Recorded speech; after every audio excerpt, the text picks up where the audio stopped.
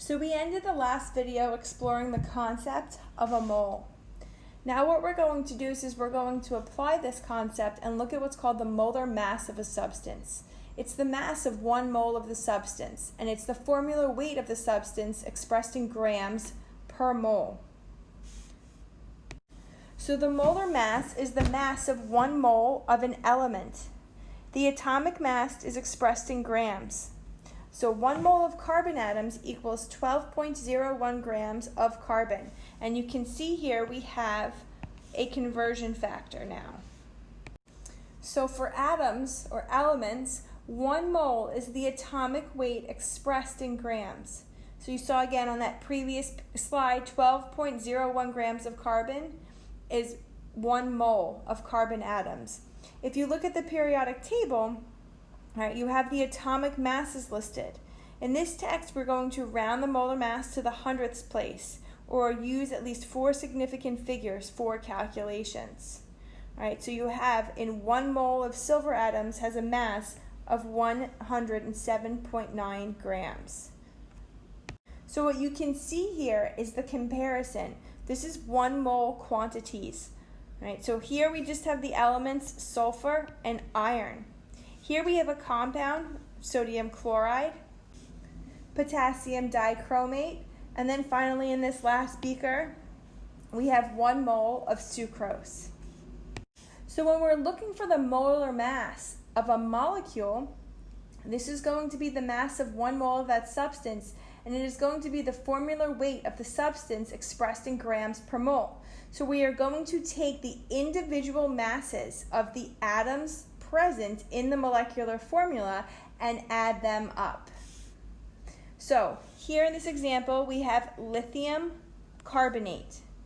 Right, so 1 mole of lithium carbonate is 6.941 grams of lithium. 1 mole of carbon is 12.01 grams, and 1 mole of oxygen is 16 grams. So here, in order to determine the total molar mass, we need to look at the subscripts in this molecular formula. What this means is that there are 2 moles of lithium present in lithium carbonate. So we take 2 moles of lithium and we times it by the molar mass of lithium, and we find that there are 13.88 grams of lithium. Then we see that there's only 1 carbon, so it's just 12.01 grams of carbon. There are 3 moles of oxygen in lithium carbonate, so we have to multiply the molar mass of oxygen by 3, and we get 48. Now we sum them up, and we see that 1 mole of lithium carbonate contains 73.89 grams.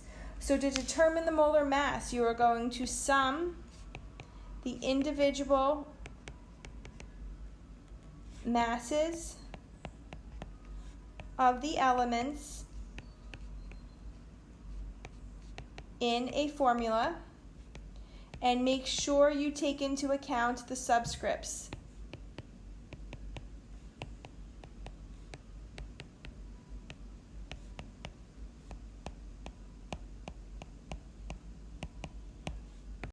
So let's calculate the molar mass of this organic molecule. Pause your video and see if you can determine the molar mass. Okay, so for 1 mole of this organic compound, we have 2 moles of carbon, 6 moles of hydrogen, and 1 mole of oxygen. So we're going to take 2 moles and times that by 12.01 to find out the grams of carbon, 6 moles times 1.008 grams per mole to find the total mass of hydrogen in this compound, and finally 1 mole of oxygen times 15.99 grams per mole. So again, these are just the atomic weights, the AMUs that you find on the periodic table. All right, so when we do our multiplication and we sum up all the individual masses, we'll see that the molar mass for C2H6O is 46.06 grams per mole. Now, we said that we round to the 100th place, or we have 4 significant figures. There's a little rounding here compared to what I did, but you can see the molar mass of each element is given. And then we do our multiplication, and when you sum, you get your 46.08 grams for the molar mass. All right, so it's close enough to the molar mass that I calculated on the previous slides.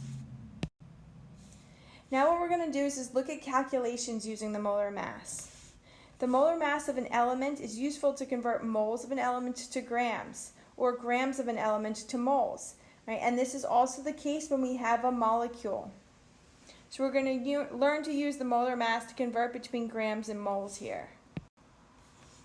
Okay. So molar mass is a conversion factor. We said it is the number of grams per 1 mole. All right, so if we look at methane, which is CH4, in 1 mole of methane, there are 16.05 grams of methane. So we can make these conversion factors, as you see here below. A box of table salt contains 737 grams of sodium chloride. How many moles of sodium chloride are present in the box? So what we're going to do now in this next slide is step through on how to convert, right, from grams to moles. All right, so we're given that we have 737 grams of sodium chloride, or salt. We need how many moles are present in this amount of salt. So we're going to use the molar mass to determine this. The molar mass of sodium chloride is 58.44 grams. We get this because it's a 1-to-1 ratio of sodium to chlorine. The molar mass, or the atomic weight, of sodium is 22.99. There's 1 mole of sodium. The atomic weight of chlorine is 35.45, and there's only 1 of them. So that when we sum them up, we see that there's 48.44 grams per 1 mole of sodium chloride. So here is our conversion factor. We then use this conversion factor. Okay, again, you're going to put your given unit first. This is typically how these calculations go. Your desired unit in the numerator, so that your units cancel, and we see that there are 12.6 moles of sodium chloride in 737 grams of sodium chloride. So let's do a learning check. You have a sample of water that has a mass of 59.8 grams. How many moles of water are in the sample? Okay, so here I wrote down what was given, that we have 59.8 grams of water, and the molar mass is 18.0 grams per mole. So I'm going to start with my given quantity, and now I'm going to invert my conversion factor because I want moles in the numerator, because that is the unit that is desired here at the end. All right, so then I do my division.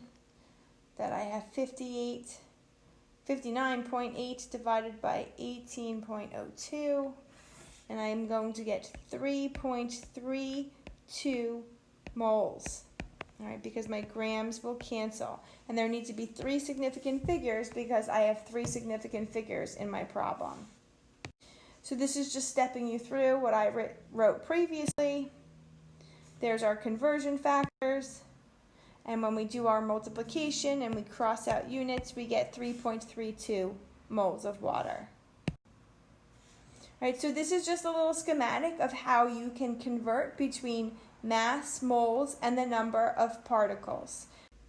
The key to this is to be able to write those conversion factors. Right? The conversion factors really can help you solve any problem. So if you're still struggling with this and how to set up that extended calculation, please get in touch with me.